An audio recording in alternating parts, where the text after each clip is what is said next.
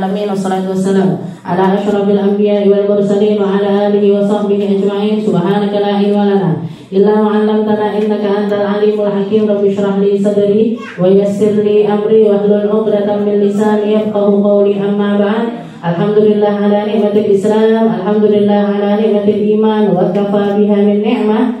Alhamdulillah, segala puji bagi Allah Subhanahu wa taala. Malam hari ini kita kembali duduk bersama-sama untuk mengkaji pembahasan tentang kalimat-kalimat yang paling mulia, sesuatu yang pernah diturunkan oleh Allah Subhanahu wa taala kepada Nabi kita Nabi Muhammad sallallahu alaihi wasallam, serta dijanjikan untuk dilanggengkan olehnya, diabadikan olehnya, diteruskan adanya keberadaannya sampai hari kiamat nanti. Tidak akan terjadi kiamat kecuali Al-Quran juga sudah terhapuskan, baik itu secara tulisan ataupun yang berada di dalam jiwa-jiwa manusia ataupun yang telah dihafal oleh para penghafal-penghafal Al-Quran. Maka ketika kiamat itu terjadi, maka saat itu jugalah ketika kita melihat sudah tidak ada para penghafal Al-Quran lagi, ketika kita lihat sudah tidak ada cucu-cucu Nabi lagi, maka di situ semakin hal itu terjadi, maka semakin dekat juga kiamat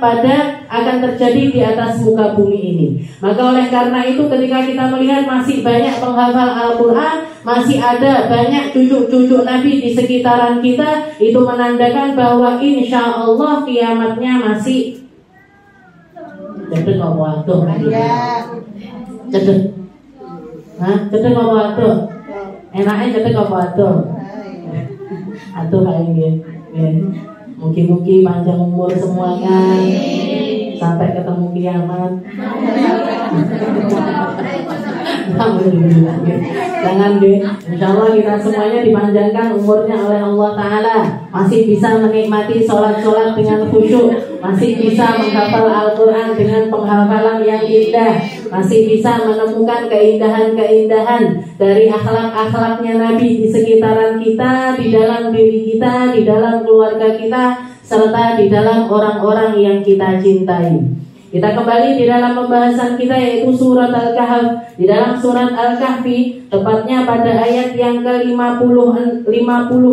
ya kita sudah bahas ayat yang ke-50 dan juga ke-51, di mana Allah Subhanahu wa taala mematahkan setiap hal-hal ataupun orang-orang yang berbicara tentang Allah Ta'ala ataupun tentang ilmu-ilmunya Allah Ta'ala, dan mereka berbicara tentang sesuatu yang tidak mereka ketahui. Mereka berbicara tentang perkara-perkara yang belum pasti, tapi mereka berani mengucapkannya dengan kata-kata, mereka berani menginformasikannya kepada orang-orang yang sekitarnya. Padahal seperti yang kita imani atau yang menjadi prinsip dan akidahnya umat muslim adalah setiap hal yang ada di dalam Al-Quran wajib kita untuk mengimaninya, wajib kita untuk mempercayainya. Ketika kita melihat ada sesuatu yang berlawanan, misalkan ada ilmu sains ataupun penemuan yang berlawanan dengan apa yang ada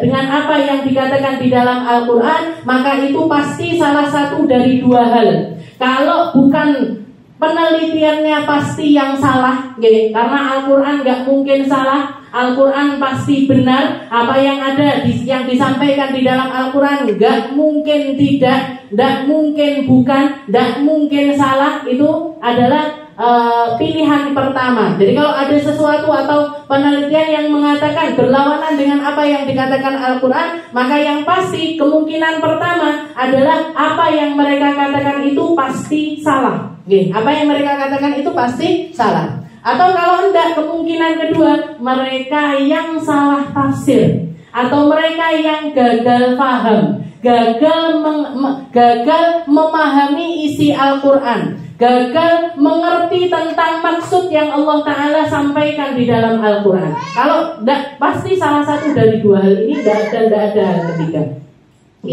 Jadi yang pasti Al-Quran itu benar. Oleh karena itu ketika kita mempelajari Al-Quran, ketika kita menafsirkan Al-Quran, ketika kita belajar tentang Al-Quran, yang paling harus kita perhatikan adalah sanad keilmuan dari yang menyampaikan perkara tersebut. Para ulama kita mengatakan al-isnadu minad-din. Sanad itu ya agama. Agama ini dijaga dengan adanya sanad. Agama ini dijaga dengan adanya rantai keilmuan, rantai pemahaman, rantai praktek ibadah. Kita sholat, ngikuti sholatnya orang-orang terdahulu sampai kepada Nabi Muhammad SAW. Kenapa kok seperti itu? Karena di dalam Al-Quran tidak disebutkan subuh 2 rakaat, tidak disebutkan duhur 4 rakaat, tidak disebutkan asar 4 rakaat, maghrib 3 rakaat, isya 4 rakaat, tidak ada itu disebutkan di dalam Al-Quran, tidak ada. Disebutkan di dalam hadis, disebutkan di dalam hadis, tapi prakteknya pun masih istilahnya kalau kita cuma baca tentang teks-teksnya sholat yang disampaikan oleh para ulama di dalam kitab-kitab hadis, kita masih belum bisa juga memahaminya. Terus gimana? Kok bisa kita sholat subuh 2 rakaat dengan cara yang semacam itu? Duhur 4 rakaat ada tasyahud awalnya, di rakaat yang keduanya kita ngambilnya dari mana? Kita ngelihat bapak kita sholat, bapak kita sholat ngelihat bapaknya sholat, kakek kita sholat ngelihat bapaknya terus. Ini ngelihat ke gurunya, ini ngelihat gurunya terus sampai kepada Nabi Muhammad SAW. Karena Nabi Muhammad SAW mengatakan caranya Nabi di dalam mengajarkan para sahabat sholat itu, beliau cuma mengatakan shollu kama ra'aitumuni usalli. Sholatlah kalian sebagaimana kalian itu melihat caraku sholat. Bahkan seringkali Nabi Muhammad itu ketika melaksanakan sholat atau ketemu orang-orang yang masih nanya tentang perkara sholat kepada Nabi, Nabi memilih untuk sholat di atas tempat yang tinggi. Biar apa? Biar semakin banyak orang melihat cara sholatnya Nabi.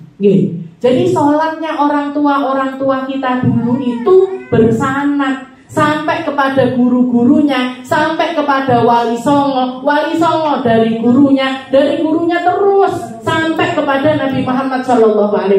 Mata rantai ini yang harus kita perhatikan. Al-isnadu minad-din. Walau lal isnad, kalau tidak ada sanad, kalau kita ngambil nafsiri Al-Quran, aku baca terjemah, saya baca lewat YouTube, saya belajarnya lewat Google, saya belajarnya lewat internet dan lain sebagainya. Kata para ulama, laulal isnad, laqala man syaa ma syaa. Orang akan ngomong sakarep metune lisan mereka akan ngomong sesuai dengan apa yang mereka pikirkan, mereka akan bicara sesuai pemahaman mereka masing-masing, mereka tersesat dan menyesatkan orang banyak. Ini yang terjadi.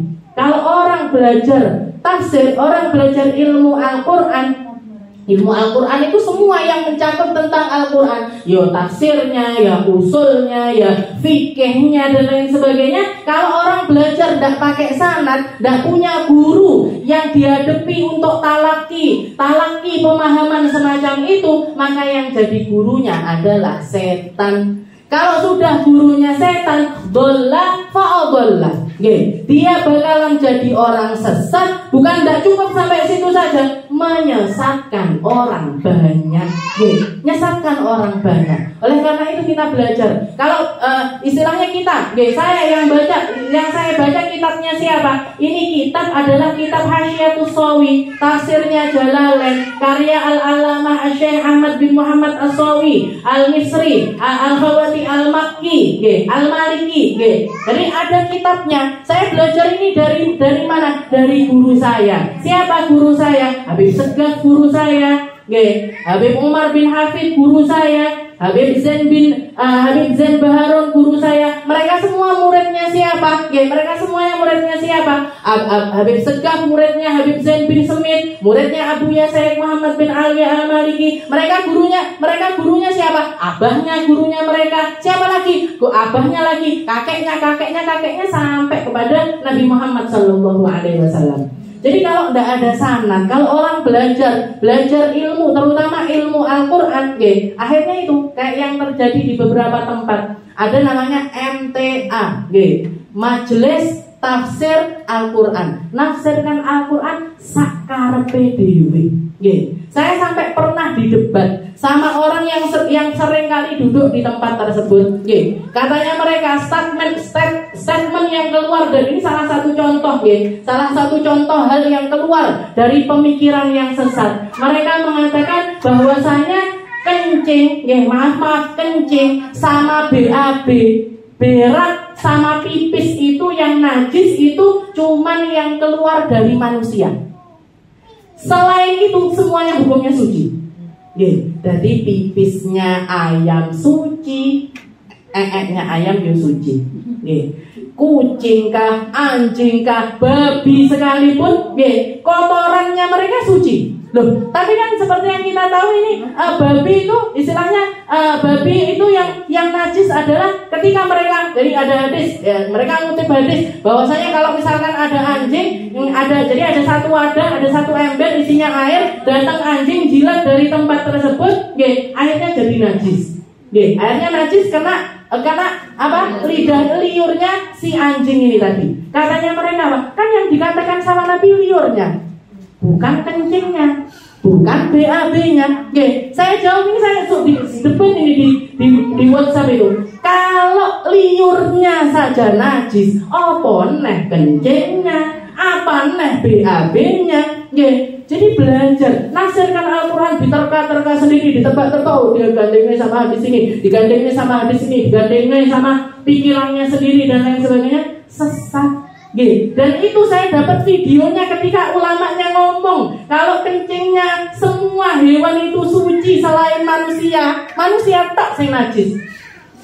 Manusia tak yang pipis sama BAB-nya itu najis. Itu jamaahnya yang dengarkan sak masjid bek. Sak masjid bek. Ini opo ndak ada satu aja yang pikirannya waras ini, apa ndak ada? Kok dijejeli perkara yang secara akal, secara fitrahnya kita aja nolak. Tuh, kalau lidahnya, kalau liurnya aja najis, mughalladhah, bukan cuma najis biasa, najisnya najis mughalladhah, najis tikal pitu. Kalau misalkan mau mensucikan harus dicuci, disiram pakai air 7 kali, salah satunya pakai debu. Lah kok ini kencingnya sama BAB-nya malah ndak najis. Terus kalau ada orang istilahnya, oh ndak najis, teletongan aja sholat.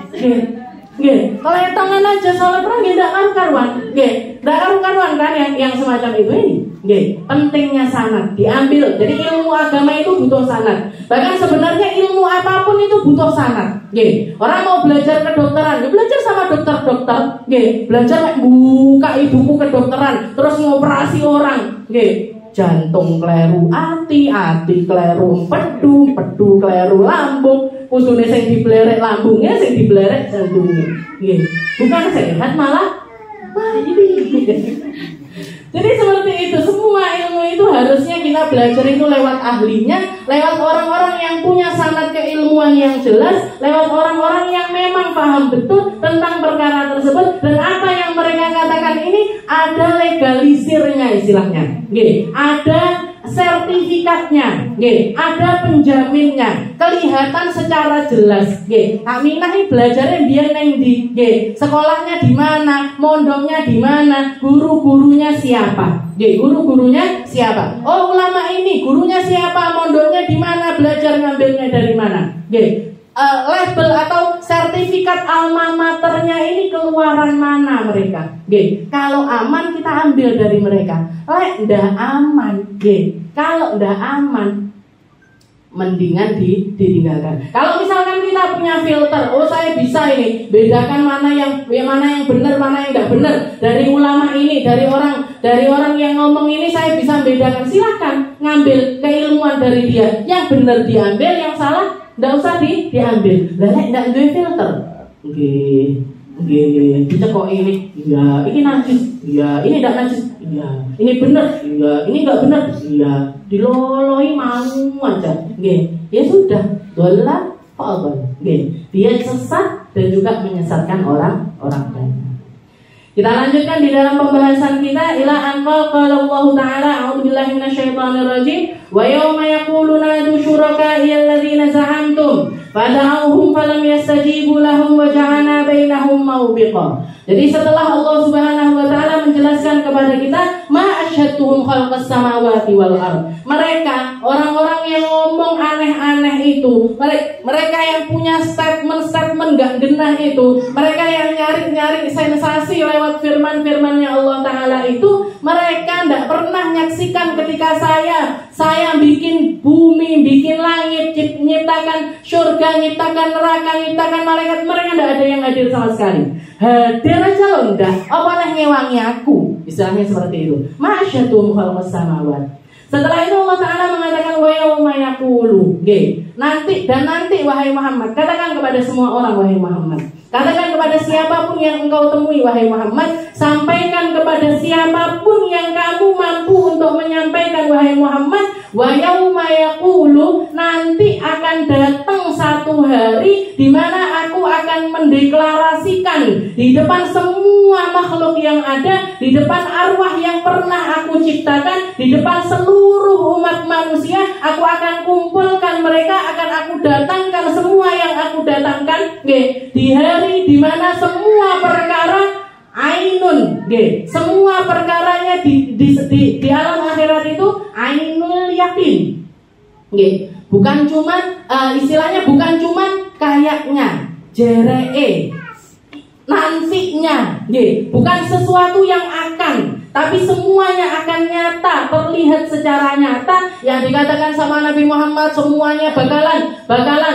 hufatan, urotan, wurlan, bakalan dibangkitkan di hari kiamat itu dalam keadaan telanjang bulat, tak pakai alas kaki, bahkan yang yang pernah disunat di dunia bakalan kembali tidak disunat keadaannya, nanti bakalan benar-benar terjadi.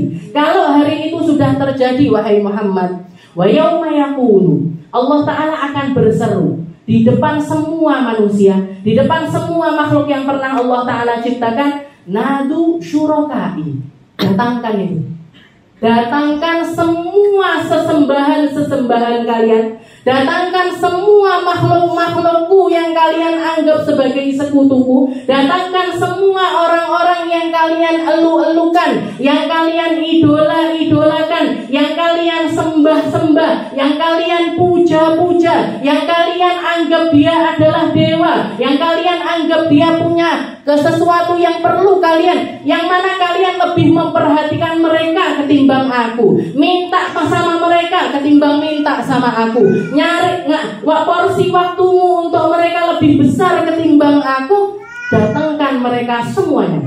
Wa yauma yaqulu nadu syurokai, datangkan, nanti aku akan menyeru di hari kiamat nanti wahai Muhammad, datangkan semua sekutuku, alladzina za'antum, yang kalian anggap mereka adalah sesuatu yang layak untuk bersekutu dengan aku, yang kalian anggap mereka maha seperti mahanya aku, yang kalian anggap mereka punya kuasa seperti aku punya kuasa, yang kalian anggap mereka ngasih rezeki sebagaimana aku ngasih rezeki, yang kamu anggap mereka punya kudrah sebagaimana aku punya kudrah, punya kemampuan dan lain sebagainya, datangkan mereka semuanya. Datangkan, kamu nyembah berhala, datangkan berhalamu.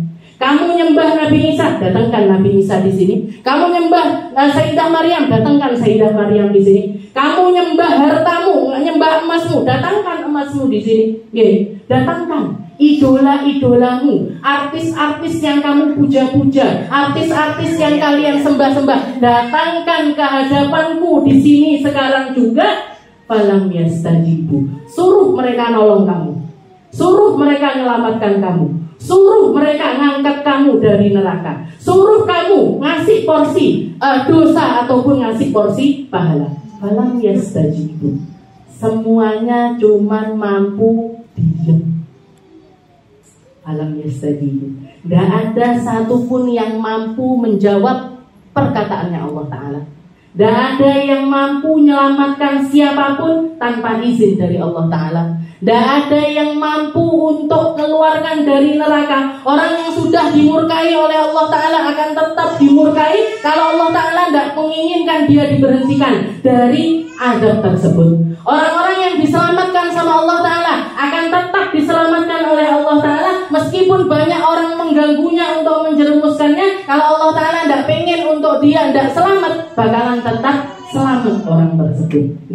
Katakan, datangkan berhala-berhala, didatangkan batu-batuan, didatangkan gambar-gambar yang disembah-sembah, didatangkan. Mereka yang nyembah pohon, didatangkan pohonnya. Mereka yang nyembah bulan, didatangkan bulannya. Mereka yang nyembah matahari, didatangkan mataharinya. Setelah itu Allah Ta'ala mengatakan, silahkan minta tolong ini sama bulanmu, sama mataharimu, sama pohonmu, sama berhala-berhalamu. Falam yastajibu. Tidak ada satupun yang bisa menjawab pertanyaannya Allah Subhanahu wa Ta'ala. Kalau al-asfiyah, di antara sesembahan-sesembahan orang ini, di antara orang-orang istilahnya yang dianggap sebagai Tuhan oleh sebagian manusia, ada di antara mereka al-asfiyah, ada di antara mereka kekasih-kekasihnya Allah Subhanahu wa Ta'ala. Di antaranya adalah Sayyidah Maryam. Setelah itu juga adalah Nabi Allah Isa. Juga diantaranya adalah Uzair. Mereka yaqulun Nasara Isa ibnullah. Mereka, Allah Ta'ala mengatakan di dalam Al-Quran, orang-orang Nasrani menganggap kalau Nabi Isa adalah putranya Allah. Sedangkan waqala al-Yahud Uzairun ibnullah. Sedangkan orang-orang Yahudi mengatakan bahwasanya Uzair itu adalah putranya Allah Subhanahu wa Ta'ala. Kalau asfiyah ini, tiga manusia ini, Sayyidah Maryam, Nabi Allah Isa, dan juga Uzair, mereka pada saat itu memilih untuk bungkam, dan mau ngomong apapun perihal umat mereka masing-masing, karena keadaan mereka yang paling murka terhadap umatnya. Makanya sampai dikisahkan sama Allah Ta'ala, kisah di mana Allah Ta'ala nyecer Nabi Allah Isa di hadapan Allah Subhanahu wa Ta'ala. Allah Ta'ala mengatakan, ya Isa bin Maryam, a'anta qulta lin-nasi ittakhiduni wa ummiya ilahaini min dunillah. Wahai Isa, apa benar kamu pernah mengatakan kepada umatmu untuk sembahlah aku serta ibuku, jangan sembah Allah Subhanahu wa Ta'ala. Dikatakan waktu itu Nabi Allah Isa diam, dan mampu jawab pertanyaannya Allah Ta'ala sampai kurun waktu 1 tahun. Jadi diamnya beliau tidak mampu jawab pertanyaannya Allah Ta'ala ini sampai waktunya itu satu tahun. Baru setelah setahun berlalu, baru beliau keluar dari lisannya, Subhanaka ya Rabb. Maha suci Engkau ya Allah. Ma kuntu lahum illa ma amartani bih. Saya tidak pernah ngomong kepada mereka kecuali persis seperti yang Engkau perintahkan. Ani'budullaha rabbi wa rabbakum. Sembahlah Allah, Tuhanku, Tuhannya ibuku, Tuhannya kalian semuanya. Nabi Isa deklarasinya jelas, Nabi Isa perkataannya jelas, Nabi Isa ngajaknya kepada sesuatu yang jelas, yaitu untuk ngajak mereka menyembah kepada Allah Subhanahu wa Ta'ala yang Maha Esa.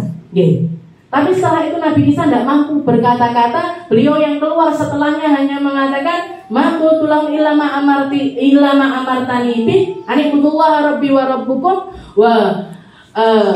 wa kuntu alaihim syahidan ma dumtu fihim ya Rabb. Selama aku bersama mereka, saya bersedia untuk menjadi saksi bahwasanya orang-orang ini yang baik, orang-orang ini yang tidak baik, orang-orang ini yang selalu berada untuk taat kepadaku, sedangkan mereka-mereka yang tidak taat kepadaku ya Allah. Wa kuntu alaihim syahidan ma dumtu fihim. Falamma tawaffaitani kunta antar raqiba alaihi. Tapi begitu aku engkau angkat ke atas langit, begitu engkau matikan ya Allah, engkau yang tahu tentang perihal mereka.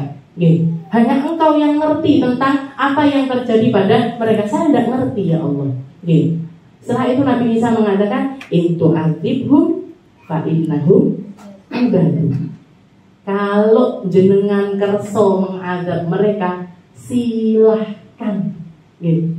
Jadi Nabi Isa mengatakan, kalau engkau memang mau untuk masukkan mereka ke neraka ya Allah, silahkan. Kalau mau engkau mau menyelamatkan mereka, innaka antal ghafurur rahim. Engkau yang maha pengampun, engkau yang maha bijaksana, engkau yang maha mampu melakukan hal tersebut. Saya tidak mampu apa-apa ya Allah. Falam yastajibu lahu. Tidak ada yang berkutik di hadapan Allah Ta'ala. orang-orang sesembahan yang batil, sesembahan yang tidak benar, orang-orang yang menyekutukan Allah Subhanahu wa taala, orang-orang yang menganggap bahwasanya Allah taala ini punya sesuatu yang Allah taala tidak mampu kalau tidak ada hal tersebut pada diri Allah. Tidak ada. Falam yastajibu lahum. Mereka tidak mampu berkata apapun. Fada'ahum falam yastajibu lahum wa ja'alna bainahum mawbiqah. Dan saat itulah antara mereka dengan sesembahan mereka bisa jadi nasibnya sama, bisa jadi nasibnya sama-sama di dalam neraka, bisa jadi ada jarak yang luar biasa besar di antara mereka. Makanya dikatakan mawbiqah ini, mawbiqah itu ada 3 macam penafsiran dari para ulama. Ada yang mengatakan mawbiqah itu artinya adalah wadin fi jahannam. Jadi satu celah atau satu jurang yang luar biasa besar di dalam neraka, rongga yang sangat besar di dalam neraka. Dan nanti orang-orang yang masuk ke dalam tempat tersebut, sekeliling atau pinggir kanan serta pinggir kirinya itu dipenuhi dengan kalajengking dan juga ular-ular yang siap setiap saat Allah Ta'ala nyuruh cabik-cabik mereka, dicabik-cabik sampai hancur. Hancur, diadakan lagi, dicabik-cabik lagi, hancur, diadakan lagi, terus seperti itu. Jadi mawbiqah ini ada yang mengatakan wadi fi jahannam, satu lembah di dalam neraka yang luar biasa mengerikan. Ada juga yang mengatakan mawbiqah ini artinya adalah muhlikan, tempat di mana mereka binasa di tempat itu. Tidak ada jalan keluar, keselamatan itu sudah jauh sekali dari mereka. Yang terakhir masafah ba'idah. Yang terakhir, tafsiran terakhir mawbiqah itu jarak yang luar biasa jauh.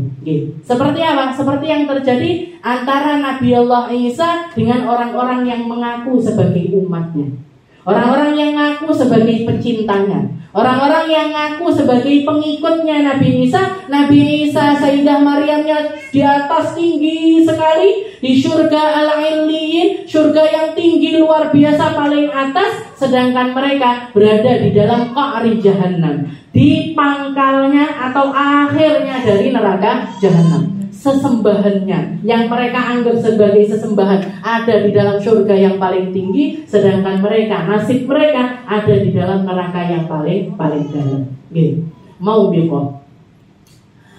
Yawma yaquluna adu syuraka'i alladziina za'amtum fada'ahum falam yastajibu lahum wa ja'alna bainahum mawbiqah wa ra'al mujrimuna. Setelah itu Allah Ta'ala mengatakan wa ra'al mujrimuna an-nar fa dhannu annahum muwaqi'uha.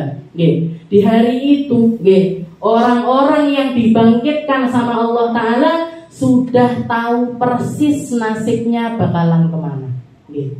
Orang ketika dibangkitkan sudah tahu persis tempatnya itu akan di mana.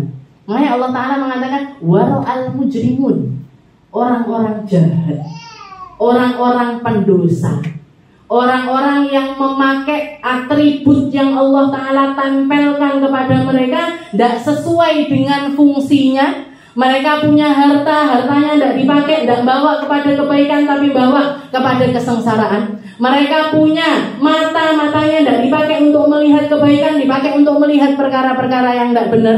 Mereka punya tangan tidak dipakai untuk menuliskan sesuatu yang bermanfaat, tapi dipakai untuk menuliskan sesuatu yang jauh dari kata manfaat. Mereka punya lisan, bukannya dipakai untuk berzikir, dipakai untuk bersolawat, dipakai untuk menyampaikan ilmu, dipakai untuk mengatakan perkara-perkara yang penuh hikmah, tapi mereka memilih untuk mencaci, untuk memaki, untuk merendahkan orang, untuk memfitnah orang, untuk namimah kepada orang, adu domba di sana di sini dan lain sebagainya. Allah Ta'ala mengatakan wara'al mujrimun, para pendosa-pendosa itu begitu mereka dibangkitkan, mereka sudah tahu persis di mana tempatnya. Sing ahli surga tahu persis kalau mereka bakalan masuk surga. Yang mau ke neraka mereka tahu persis bahwasanya mereka akan masuk ke dalam neraka. Kenapa? Masa penantiannya sudah panjang. Mereka di alam barzakh sudah langsung tahu saya selamat atau tidak. Nabi Muhammad SAW mengatakan Innal kubur, sesungguhnya kubur itu kalau enggak hufratun min hufarin niran aw raudhatun min riyadil jannah. Kalau bukan taman-taman surga, ya taman-taman, bukan taman. Lubang-lubangnya neraka. Kalau bukan taman surga, ya lubangnya neraka. Wara'al mujrimun. Allah Ta'ala. Jadi ro'a itu apa? Ro'a ya roh. Sesuatunya sudah ada di depan mata, sudah kelihatan secara langsung. Nah ini anaknya Pak, coba jenenge abangmu.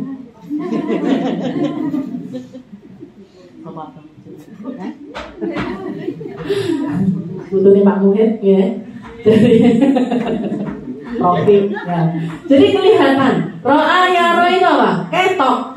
Ini mic, ini buku, ini meja, ini karpet kelihatan, ini warna coklat, ini warna putih, ini warna hitam, semuanya kelihatan. Jadi pada saat itu ketika orang-orang dibangkitkan, ro'al mujrimun, para pendosa sudah tahu persis mereka bakalan kemana. Mereka bakalan kemana itu tahu persis. Dan dikatakan, pada saat itu Nabi Muhammad SAW juga mengisahkan hari itu adalah hari di mana anak-anak kecil, karena di hari kiamat itu yang dibangkitkan kan bukan cuma dewasa saja, anak-anak kecil, anak-anak yang meninggal belum balik, anak-anak yang meninggal ketika bayi, atau janin-janin yang gugur setelah yunfakh fihi ruh, setelah masuk ruh di dalam diri mereka, semuanya juga dibangkitkan sama Allah Ta'ala. Dan nasib anak-anak kecil ini tetap jadi anak kecil. Yang belum punya dosa itu nasibnya tetap jadi anak-anak kecil. Dikatakan mereka al-wildan yauma yaj'alul wildana syiba, hari di mana rambut-rambutnya anak muda berubah jadi putih semuanya. Saking menakutkannya hari tersebut, meskipun mereka tidak dapat azab, meskipun mereka tidak disiksa sama Allah Ta'ala, meskipun mereka bakalan pasti masuk ke dalam surga, tapi saking menegangkannya hari tersebut, rambutnya orang yang hitam semuanya berubah jadi putih. Semuanya berubah jadi putih. Ada kisah di zaman para ulama kita, ada seorang bapak, ini di zamannya tabi'in, zaman para salafun sholihin dulu, ada seorang ayah yang punya anak perempuan dan bapaknya ini cinta banget sama anak perempuannya itu. Senang, istilahnya sayang sekali sama si anak perempuan ini. Nggak taunya anaknya baru umur 6 tahun 7 tahun meninggal. Anaknya ini umur 6 tahun 7 tahun meninggal dunia, belum balik, belum sampai ke usia balik. Saking sayangnya si bapak ini sama anaknya itu tadi, hampir setiap malam bapaknya ini mimpiin anaknya. Nanti yang main-main sama anaknya, nanti yang ngapain sama anaknya. Pokoknya hampir setiap malam dia itu mimpiin si anak perempuan ini tadi. Sampai suatu hari dikatakan tahu-tahu si bapak ini di dalam mimpinya ketemu sama anak perempuannya, badannya anak kecil tapi rambutnya putih semuanya. Rambutnya putih semuanya. Bapaknya di dalam mimpinya itu nanya sama anaknya, "Nak, apa yang terjadi pada dirimu? Apa kamu disiksa sama Allah Ta'ala? Apa kamu mendapatkan sesuatu yang menakutkan di dalam kuburmu ini? Apa yang terjadi? Kok sampai kamu itu seperti ini keadaannya?" Katanya si anak ini, la ya abadi, enggak wahai ayah. Saya tidak diazab sama Allah Ta'ala. Saya di alam barzakh saya dalam keadaan yang menyenangkan, dalam keadaan yang menggembirakan. Cuman kemarin ada seorang pendosa yang terkenal dengan dosanya, yang banyak, mati dikuburkan di samping kuburan saya. Di samping kuburan saya. Maka dikatakan ketika jenazah laki-laki tersebut, ketika jenazah si pendosa ini dimasukkan, masuk ke dalam kuburan, maka celah-celahnya neraka sudah bersiap-siap untuk melahap jenazah tersebut. Sudah api, uapnya api neraka itu, sudah bersiap-siap untuk memanaskan jiwa si laki-laki tersebut. Dan dikatakan pada saat jenazahnya masuk ke dalam kubur, maka jenazah anak kecil, bahkan bayi-bayi yang meninggal masih umurnya itu masih nyusu sama ibunya, rambutnya semua berubah jadi putih, wahai ayahku. Rambutnya mereka semuanya berubah jadi putih karena saking menakutkannya apinya Allah Ta'ala yang menerkam laki-laki tersebut. Na'udzubillah min dzalik. Jadi kayak gitu. Yauma Allah Ta'ala mengatakan wara'al mujrimun. Hari itu para pendosa tahu persis. Jadi rasanya di alam ketika di padang mahsyar itu, orang-orang yang di dalam kuburnya sudah mendapatkan kenikmatan, maka ketika mereka dibangkitkan, hatinya juga tenang, hatinya juga gembira. Waktu rasanya berlalu begitu cepat. Kenapa? Karena yang mereka nantikan, aku mesti masuk surga.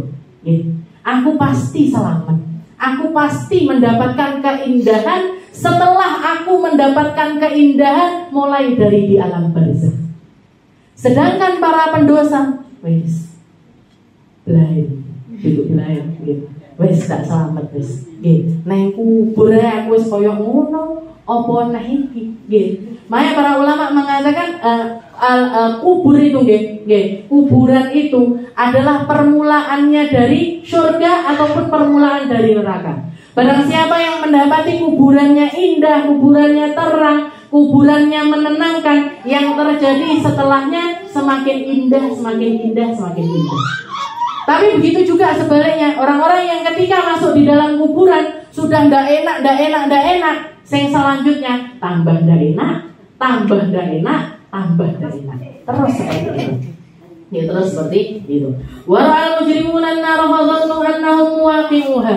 Jadi di sini para pendosa, mereka ketika melihat ke dalam neraka, ketika mereka melihat ke dalam neraka, melihat atau mendengar atau merasakan bahwasanya mereka pasti bakalan masuk ke dalam neraka, annahum muwaqi'uha. Mereka sudah yakin bahwasanya mereka akan masuk ke dalam neraka.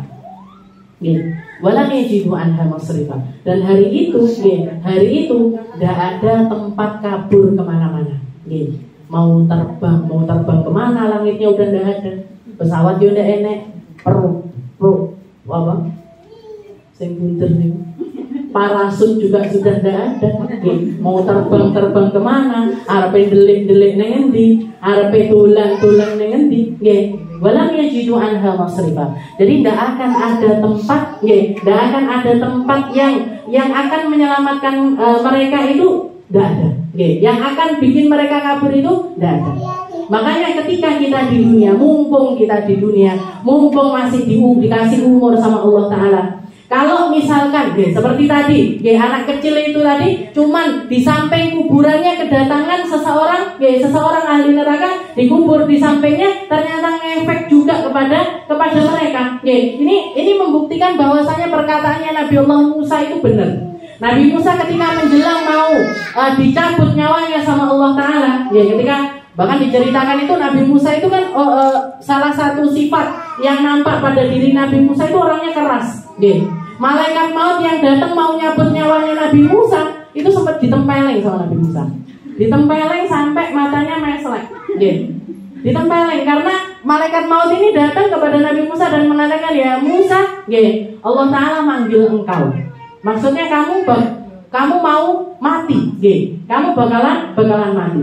Nabi Musa tidak paham kalau ini malaikat, dikira manungso, maksudnya Allah Ta'ala manggil kamu. Misalkan ada orang datang ke saya, Mina, Allah Ta'ala manggil kamu. Kamu mau bunuh saya, kamu berarti istilahnya kok bilang nyampaikan kabar. Allah Ta'ala manggil Mina sekarang, dipanggil sama Allah Ta'ala. Ini Nabi Musa orangnya keras, ditempeleng malaikat maut. Ditempeleng matanya nyisir gini. Matanya nyisir. Maka dikarenakan waktu itu malaikat maut ngadu kepada Allah Ta'ala, ya Allah, itu hambamu Musa, ketika saya mau nyabut nyawanya, ternyata dia mengatakan hal yang semacam itu. Nabi Musa, karomahnya Nabi Musa, nabinya Allah, rasulnya Allah, kekasihnya Allah, Maka ketika malaikat maut ngadu sama Allah Ta'ala, setelah itu sama Allah Ta'ala dikembalikan lagi di keadaannya seperti semula. Allah Ta'ala mengatakan kepada Nabi Musa, ya Musa, gimana? Istilahnya kamu masih betah di dunia, kamu masih nggak mau mati sekarang itu nggak mau. Kalau kamu masih pengen punya umur, masih minta tambahan umur, silahkan pegang seekor lembu, peganglah seekor lembu sebanyak bulunya lembu yang kamu usap, sebanyak itu Allah Ta'ala akan nambahi umur kepada dirimu. Nabi Musa lah awake dhewe yo pangga hendak, mati. Enggak kasih pilihan, mati saiki. Enggak kadek, ya Allah tambahi berapa? 2 tahun, 3 tahun, enggak kadek. Nabi Musa dikasih pilihan, kamu masih pengen panjang umur, tak kasih kamu umur. Kamu pegang lembu ini sebanyak bulunya dia yang kamu pegang, satu bulunya tak kasih tambahan 1 tahun. Maka Nabi Musa mengatakan, enggak ya Allah, kalau ternyata ini memang perintahmu, saya lebih memilih Ar-Rafiqul A'la. Saya memilih untuk kembali ke sisimu. Bahkan para ulama mengatakan, misalkan Nabi Musa waktu itu setuju dipanjangkan umurnya sebanyak bulu-bulunya lembu, sampai sekarang paling kita ketemu sama Nabi Musa. Sampai akhir zaman mungkin tidak mati-mati Nabi Musa itu. Tapi beliau memilih untuk kembali kepada Allah Subhanahu wa Ta'ala di akhir usianya. Ketika beliau menjelang meninggal, beliau mengatakan, ya Rabb, udnuni minal ardil muqaddasah. Ya Allah, matikan aku di tempat yang paling dekat dengan negeri yang Engkau sucikan. Mana maksudnya? Palestina. Jadi beliau minta sama Allah Ta'ala, ya Allah, permintaan terakhir saya adalah matikan saya di tempat yang paling dekat dengan Palestina. Karena para ulama mengatakan, bahkan itu juga yang jadi perdebatan ketika Nabi Muhammad SAW wafat. Sebagian sahabat mengatakan Nabi dikuburkan di Baqi bersama anak-anaknya, bersama sahabat-sahabat yang lainnya. Sayyidina Abu Bakar mengatakan, enggak, Nabi itu di mana tempatnya beliau meninggal, di tempat itu juga beliau dikuburkan. Ini perkataannya, dan itu yang terjadi pada nabi-nabi semuanya. Di mana tempat mereka meninggal, di situ mereka akan dikuburkan. Makanya Nabi Musa minta untuk didekatkan ke ilal ardil muqaddasah, ke tempat yang disucikan sama Allah Ta'ala, yaitu negeri Palestina. Beliau minta didekatkan. Ini juga yang menjadi dalil bahwasanya kita dekat, kedekatan di dunia dan kedekatan di akhirat itu ngefek. Kedekatan di dunia, kita punya teman siapa, kumpulan siapa, atau bahasanya orang sekarang, circle yang mana. Kita mau masuk di circle yang mana atau golongan yang mana, itu ngefek. Dunia kita ngefek, akhirat kita juga ngefek. Selamatnya kita ngefek, enggak selamatnya kita juga ngefek. Makanya Nabi Musa itu minta untuk didekatkan ke negeri Palestina. Biar apa? Biar dapat barokahnya para nabi-nabinya Allah yang banyak sekali dikuburkan di Palestina. Biar dapat jadi ini tadi, orang dekat sama orang ahli neraka kena UAP, kena asarnya, walaupun tidak disiksa sama Allah Ta'ala tapi kena. Bahkan ada seorang ulama namanya Ma'ruf al-Qurhi. Ada seorang ulama di masa tabi'in, itu namanya Ma'ruf al-Qurhi, orang alim besar, orang yang sangat sufi, yang luar biasa, ibadahnya banyak dan lain sebagainya. Ketika beliau meninggal, ada salah satu muridnya yang mimpi didatangi sama gurunya, sama Ma'ruf al-Qurhi ini tadi. Setelah itu muridnya mengatakan, ya alim, wahai engkau, wahai guru saya, wahai Ma'ruf al-Qurhi, ma fa'alallahu lak. Apa yang Allah Ta'ala berikan kepada dirimu ketika kamu meninggal? Balasan dari apa usahamu, ibadahmu di dunia ini, apa yang telah Allah Ta'ala berikan kepada dirimu, wahai Ma'ruf. Maka Sayyidina Ma'ruf al-Qurhi ini mengatakan, Allah Ta'ala semenjak saya dikuburkan di tempat tersebut, 20.000 orang depan saya, 20.000 orang samping kanan saya, 20.000 orang samping kiri saya, 20.000 orang belakang saya, semuanya diampuni dosa-dosanya oleh Allah Subhanahu wa Ta'ala. yang mana mereka ketika di kuburannya disiksa sama Allah Ta'ala, diangkat siksaannya karena mereka semuanya menghormati diriku karena Allah Subhanahu wa Ta'ala.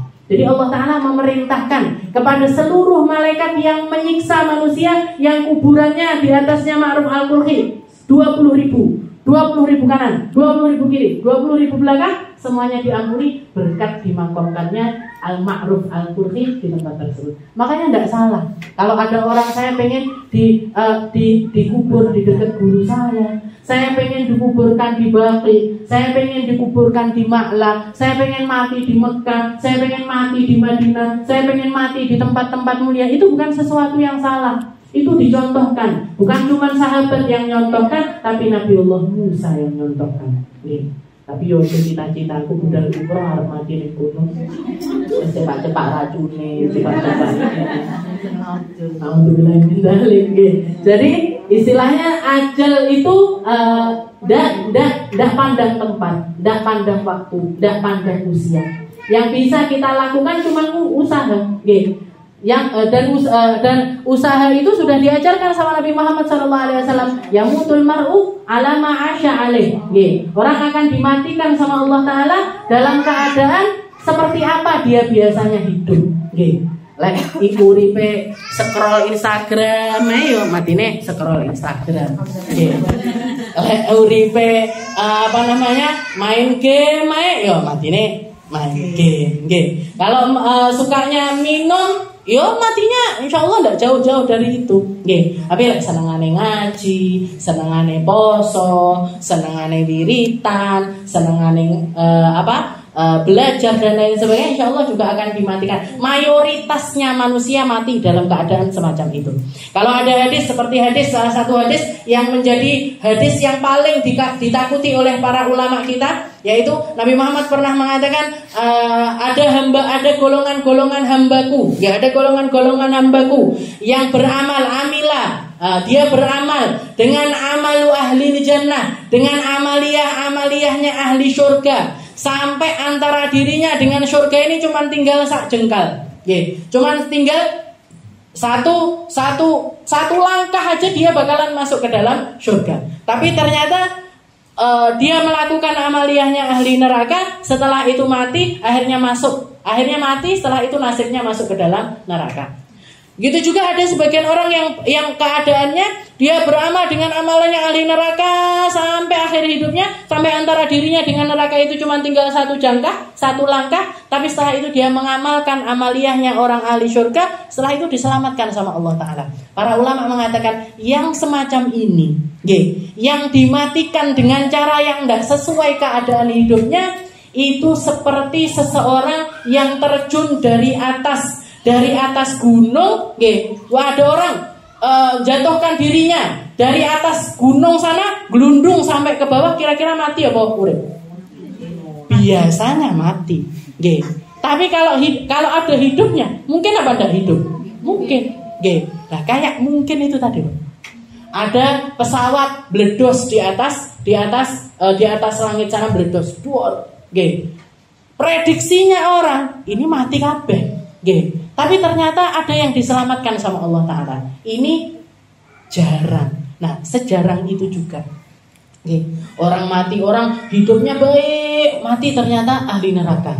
Orang hidupnya tidak penuh dengan maksiat, tapi akhir hidupnya tidak bermaksiat, bahkan melakukan kebaikan, akhirnya masuk ke dalam surga. Itu sesuatu yang jarang luar biasa. Itu sesuatu yang jarang luar biasa. Tapi mayoritasnya manusia adalah mata ala ma'asya alaih. Dia akan mati dalam keadaan hidupnya seperti apa.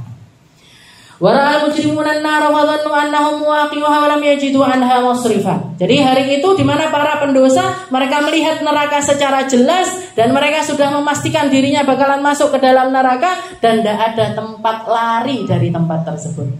Dikatakan hari ini juga, di padang mahsyar itu juga Allah Ta'ala memanggil Nabi Allah Adam, ya Adam, wahai Adam, singkirkan, pilih-pilihlah di antara seluruh anak cucumu ini, di seluruh manusia yang ada di tempat ini, sisihkan yang penduduk surga dan sisihkan yang penduduk neraka.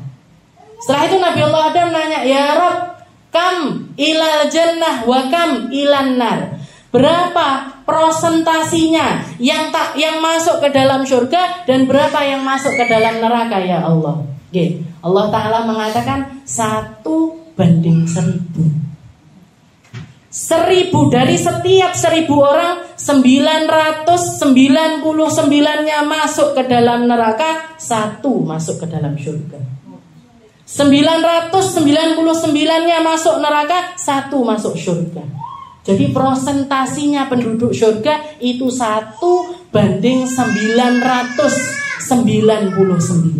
1:999. Muga-muga ada mlebu sing 1 ini tadi. Muga-muga kita masuk di dalam prosentari 1 bukan 1:100 bukan, tapi 1:1000. Itu yang membuat Nabi Allah Adam semenjak beliau itu dibangkitkan, air matanya ini tidak berhenti mengalir. Tiap kali beliau nengok ke kanan gembira, nengok ke kiri nangis, nengok ke kanan gembira lagi, nengok ke kiri nangis lagi. Ini yang disaksikan oleh Nabi Muhammad ketika beliau Isra Mi'raj. Ada orang tua sekali, nengok ke kanan gembira, nengok ke kiri nangis. Nabi Muhammad nanya, ya Jibril, manhu ya Jibril, siapa dia wahai Jibril? Malaikat Jibril mengatakan dia adalah Nabi Allah Adam.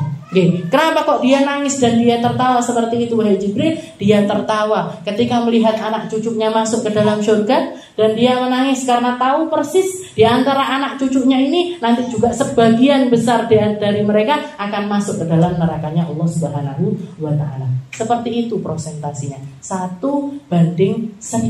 1 yang selamat, 999-nya tidak selamat. Oleh karena itu, ketika kita hidup di atas muka bumi ini, jadi orang-orang yang aneh, jadi orang-orang yang ndak sakbaene, jadi orang-orang yang sedikit, jadi orang-orang yang memilih untuk nutup aurat, memilih untuk ke masjid, memilih untuk ke majlis, memilih untuk jadi orang yang diam, memilih untuk jadi orang yang baik, memilih untuk ndak balas ketika disakiti, memilih untuk memaafkan, memilih untuk berbesar hati dan lain sebagainya. Ketahuilah bahwasanya Anda adalah sedikit di antara sekian banyak orang yang memilih untuk mengikuti hawa nafsunya, yang memilih untuk berfoya-foya, yang memilih untuk gembira-gembira di atas dunia ini, yang memilih untuk melakukan atau hidup di dunia ini sakarepe dhewe.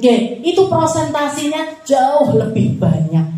Jauh lebih banyak. Ketika kita jadi golongan yang sedikit, ketika kita jadi golongan yang aneh, apalagi ketika kita berada di akhir zaman ini, Nabi Muhammad SAW mengatakan, al-Islam ja'a ghariban wa sayaudu ghariban kama ja'a ghariban fatuba lil ghuraba. Islam ini datang aneh, nanti bakalan jadi aneh lagi sebagaimana dia datang. Maka beruntunglah ketika Anda hidup di atas muka bumi ini jadi orang-orang yang aneh.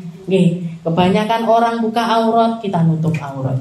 Kebanyakan orang ngomong kotor, kita tidak ngomong kotor. Kebanyakan orang bikin sesuatu di medsos ini dengan hal-hal yang sampah.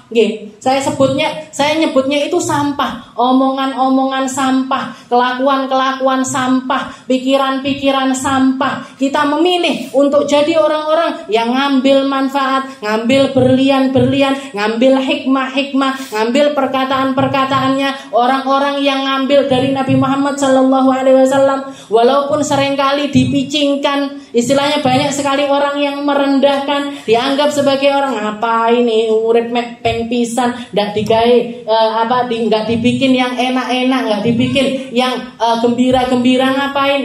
Kita memilih untuk menangis di mana orang banyak tertawa, memilih untuk menyendiri di mana orang lebih senang berkumpul-kumpul semacam itu. Maka kita ambil, kita rasakan perkataannya Nabi Muhammad SAW, fatuba lil ghuraba. Beruntung kalau kamu jadi orang aneh. Beruntung kalau kamu itu jadi seseorang yang tidak sama dengan mayoritas manusia di alam semesta, di atas muka bumi ini. Dari sekian banyak penduduk bumi, kamu memilih menjadi bagian yang tersedikit di antara mereka, itu pertanda bahwasanya kamu berada di dalam keberuntungan, kamu berada di dalam jalan yang benar, kamu berada di dalam jalannya Nabi Muhammad SAW. Mungkin-mungkin itu semuanya adalah kita. Mungkin-mungkin kita dikuatkan di dalam menjalaninya. Mungkin-mungkin kita semuanya diistiqomahkan sama Allah Ta'ala, dikasih pendengaran yang baik, dikasih penglihatan yang baik, dikasih omongan-omongan yang baik, dikasih langkah-langkah yang baik, dikasih perkumpulan-perkumpulan yang baik, dikasih pikiran-pikiran yang baik, dipertemukan sama manusia-manusia yang bisa menjauhkan kita dari segala macam perkara-perkara yang buruk, diketemukan sama orang-orang yang akan bantu kita untuk semakin dekat kepada Nabi Muhammad SAW, semakin dekat kepada orang-orang yang soleh, semakin dekat kepada cahayanya Nabi Muhammad SAW. Dan semoga kita, anak cucu kita, keluarga kita, sahabat-sahabat kita, orang-orang yang kita cintai, semuanya masuk di dalam golongan orang-orang yang selamat.